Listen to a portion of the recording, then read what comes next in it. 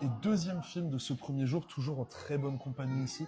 pour ce qui va être non pas un film de la compétition cette fois-ci, mais un film d'une des rétrospectives, puisque nous sommes allés voir Satan's Slave de Joko Anwar, le premier Satan's Slave, non pas Communion, dont nous vous avions parlé dans un précédent bilan, mais non, Pain Gabdi Satan, premier du nom, qu'on voit en salle, nous l'avions déjà vu, et toi, qu'est-ce que ça t'a fait de revoir ce film qui pourrait être identifié comme un exercice de style proche de James Wan, mais à l'indonésienne? Alors, faut savoir que j'avais très peu de souvenirs du film. Je l'avais vu il y a un moment et c'était une redécouverte totale pour moi. Et honnêtement, quel plaisir de redécouvrir Satan Slave sur un écran de cinéma qui était magnifique. Le film vraiment ne s'arrête pas, c'est-à-dire que toutes les 5 minutes, il y a soit une scène d'horreur, soit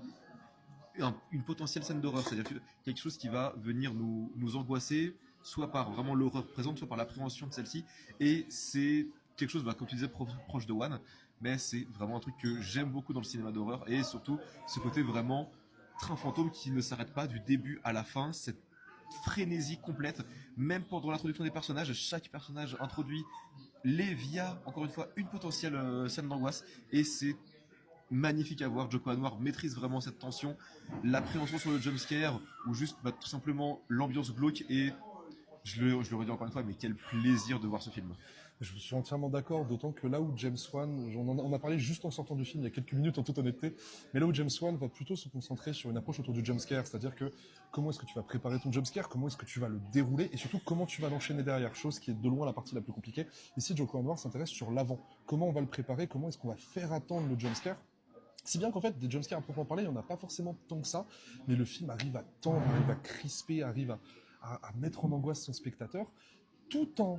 amenant d'autres styles, d'autres genres typiquement indonésiens et ailleurs, parce que typiquement, notamment dans le dernier acte, il y a plusieurs scènes horrifiques qui peuvent, en tout cas je trouve, ramener à Lucio Fulci. Avec, restons discrets, mais notamment au cours d'une scène, dirons-nous, qui est très évident lorsque vous verrez le film. Mais c'est un véritable plaisir, c'est un film, tu as employé le mot de train fantôme, je suis totalement d'accord, qui s'arrête jamais, qui continue, qui enchaîne, qui va chercher ce folklore qu'on n'a pas l'habitude de voir, auquel on n'a pas l'habitude d'être confronté, pour l'amener auprès de ces personnages-là, qui va tisser cette sorte de toile qui va peu à peu accrocher le spectateur pendant les 2 premiers tiers du film à peu près. Le film pourrait être qualifié de slow burn, mais je suis vraiment pas trop d'accord sur ce que le film n'est pas aussi démonstratif que ce à quoi on pourrait s'attendre, jusqu'à ce dernier tiers où là ça lâche complètement la rampe et ça fonce. C'est un immense plaisir et de très loin peut-être je pense l'un des meilleurs films de Joko Anwar. Ça se bat avec d'autres films, mais on vous en reparlera sûrement lors des prochains jours du festival.